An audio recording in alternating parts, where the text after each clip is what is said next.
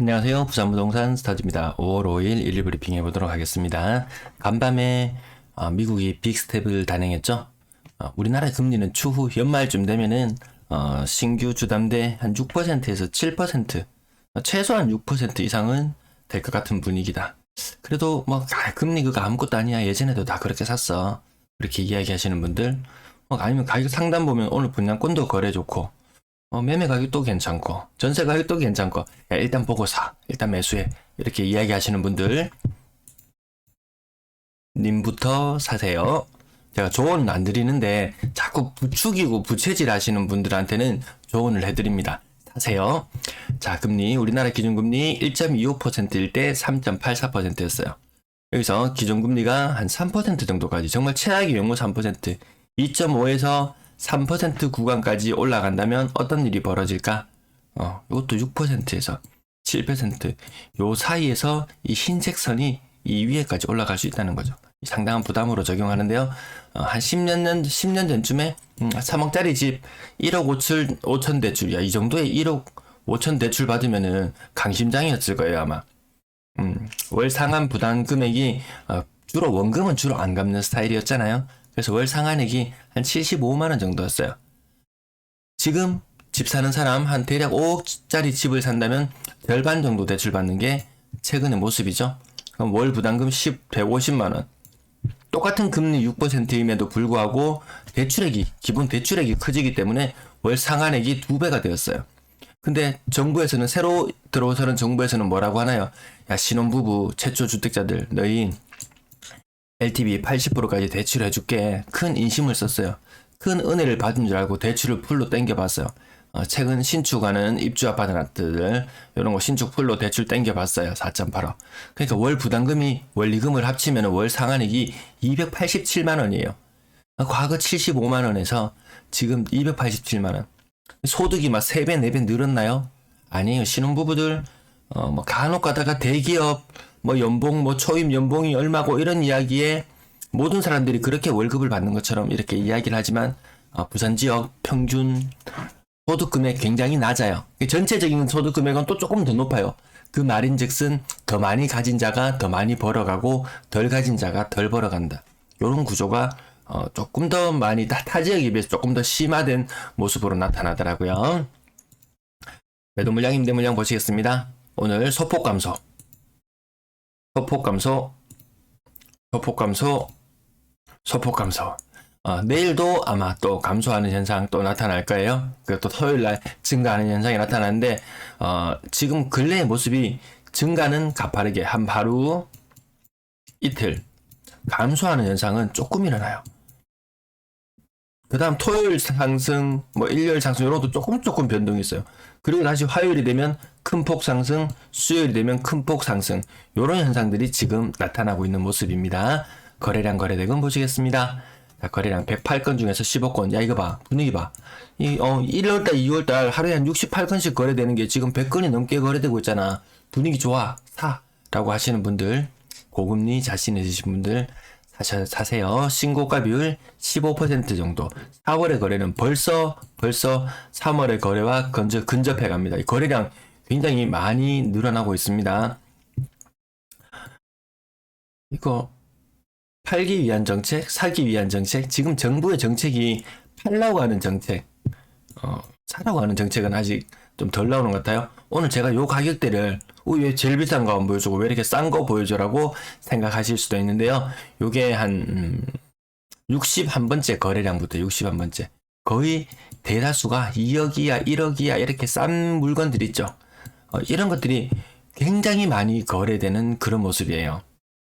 다시 고가격대 한 개 보여드리면은 맨날 9억, 8억, 7억 이런 물건들을 보여드리니까 부산 아파트 비싸긴 비싼가? 이렇게 생각하시는데, 제가 하루에 30개만 보여드리고 나머지를 안 보여드려서 그렇지, 그 나머지 물건들은 대다수가 이런 거래요. 2억 이하 거래가 아주 굉장히 많습니다. 자, 가격 상단 부분 보시면 전체적으로 쭉 다 같이 하락하는 모습, 한 10% 이상 하락했는 것만 제가 동그라미 쳐볼게요. 한 10% 정도 하락했는 것만 동그라미 쳐보면 이 정도. 네, 이 정도. 여기 2억 가까이 하락하는 거 보이죠? 같은 20층임에도 불구하고 2억 가까이 하락하는 모습 나타났어요. 좀 있으면 또 여기 억 단위의 하락, 10% 정도 하락하는 것들 이렇게 동그라미 쳐보고, 사망 골든뷰 센트럴 파크 또 뭐 층수가 어떠고 이렇게 이야기 나올 거 뻔해서 그냥 이야기 안 하고 지나갈게요. 신고가 별로 의미 없어 보이죠? 자, 그 다음 신고가, 굉장한 신고가 한 게 있었어요. 나머지 신고가는 별로 의미 있어 보이지 않고 큰 하락이 일어나는 것만 동그라미 치고 지나가는데요. 이렇게 큰 상승, 이거 22평형 5억 7,500. 야, 도대체 아파트 가격이 어땠길래 한 방에 저렇게 점프를 해? 2005년이면 재건축도 아니잖아. 그래서 찾아보니까 이 거래가 거의 전무하다시피 요 가격대 계속 17년도 가격에서 22년도 가격이 이렇게 한 방에 올랐다고 생각하시면 될 정도. 그간 부동산 아파트, 부산 아파트 가격 거의 2배 가까운 상승을 했다면, 야, 저 신고가는 신고가대. 엄청난 상승은 상승이로대. 뭐 그렇게 의미는 있지 않구나. 이렇게 지나가도 괜찮을 것 같고요. 그 다음 신고가들 이렇게 크게 의미 있어 보이지 않는 신고가들 한 10% 정도 하락하는 거래들 많이 나타나고 있고요. 건당 거래대금 대선 때 이때 피크를 찍었죠. 이것도 전체적인 금액들이 쭉쭉쭉쭉 끌어올려졌다기보다는 수십억짜리 거래 한방, 아까 2억짜리 미만 거래 굉장히 많은 거 아까 보여드렸잖아요. 야, 2억짜리가 만약에 10개 거래되고 20억짜리가 한 건이 거래됐어요. 그럼 이거 평균 거래 금액이 어떻게 되는가요? 이거 1억씩 다 나눠준다고 치면은, 야, 이거 장난 아니잖아요. 평균 금액이 막 3억으로 점프하는 이런 현상이 나타나잖아요. 20억, 30억, 40억짜리 물건이 제 기억으로는 한 대여섯, 한 5건 정도 거래가 되었던 것 같은데, 그래서 평균 금액이 확 뛰어 올랐던 것이지, 뭐 시장 분위기가 좋아져 가격대별로 골고루 많이 사서 올라갔다, 그렇게 보이진 않아요. 아무튼 대선 이후 살짝 금액이 올라간 것만은 분명해요. 가격대별 거래량 어느 가격대가 많냐? 2억, 3억 그 미만으로 한번 보세요. 노란색 위에, 노란색 위쪽으로 거래가 거의 대다수예요. 제가 3억 미만 거래량을 주로 보여드리는데 2억 미만 거래량도 굉장히 많다. 3억 이상의 거래량이 그렇게 많지 않다. 모든 사람들이 다 잘 살고 돈이 많은 것처럼 이렇게 보일 수도 있겠지만 3억 이상의 거래량이 그렇게 많지는 않다. 3억 미만의 거래 비중 65%. 이것도 오르다가 지금 최근 분위기 때문인지 다시 좀 납작해지는 모습. 최근 분위기만 보면 이거 상승장인가? 이런 혼란도 살짝 느낄 수도 있지만 이런 상승장과 비교해 본다면 지금 너무 터무니없이 힘이 없는 그런 모습으로 비춰집니다. 신고가 6억 이상 거래는 8% 정도 수준 유지하고요. 5건 중에서 분양권 한 건 신고가. 자, 사세요, 사세요. 자, 분위기가, 시장 분위기가 이렇게 좋습니다. 라고 하시는 분들 먼저 사세요. 웃돈 주고 사주세요. 자, 전세 거래량 104건 중에서 신고가는 7건. 신고가 비율이 확실히 좀 줄어들긴 줄어드는 걸로 보이죠? 전세 거래량 22건, 기간에 22건 제외하면 82건의 거래였다.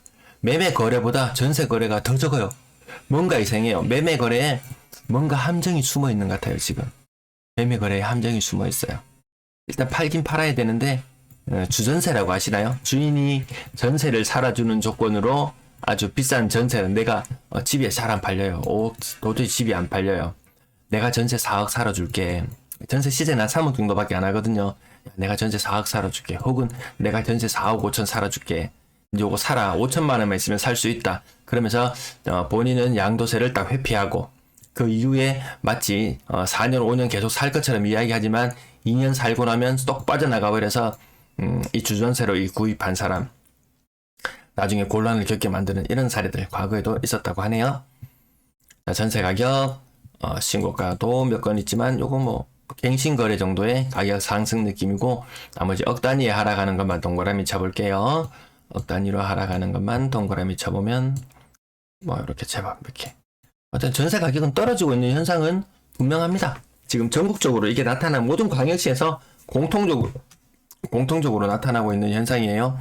억 단위로 하락하는 것만 동그라미를 쳐도 이렇게 눈에 많이 띕니다.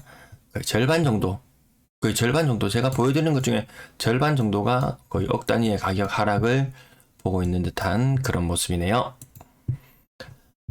평균 전세 가격 올라갈 수 있어요. 요 현상 갑자기 더 많이 올라갈 수도 있어요. 집이 안 팔리면은 또 이런 현상이 나타날 수가 있습니다. 근데 평균 전세 가격도 이렇지 밑에 한 1억 5천만 원 이 미만의 이 전세 가격 거래되는 것이 굉장히 많더라고요. 월세 거래량 88건, 기간에 24건을 제외하면 64건의 월세 거래가 신고되었는데요. 뭐 하루 거래치 치고는 뭐 평탄은 쳤다. 근데 매매 거래 대비 좀 적다. 이런 느낌은 있어요. 아무튼 지금 월세 거래는 4월 접어서 들어서도 굉장히 활발하게 숫자로 나타나고 있습니다. 여기 3월 달에 뭐 여기 뭐 다 올랐어요. 3월 달에. 대선 기대감. 네, 뭔가 다 올랐는데 다시 힘을 쓰지는 못하는 평균 월세 가격과 평균 월세 보증금의 모습이었어요. 금리 상승분이 반영된다면 더 낮은 형태로 나타날 텐데 이 갈색의 점이 요 빨간색 점과 지금 크로스 되는 거 보이시나요? 뭔가 시장 분위기가 바뀔 때는 이런 모습들이 나타납니다. 아주 미세한 점 하나, 아주 미세한 선 하나지만 그걸로도 흐름을 어느 정도 예측해 볼 수는 있습니다. 물론 저와 다른 방식으로 여러분들도 해석해 보시기를 바라겠습니다.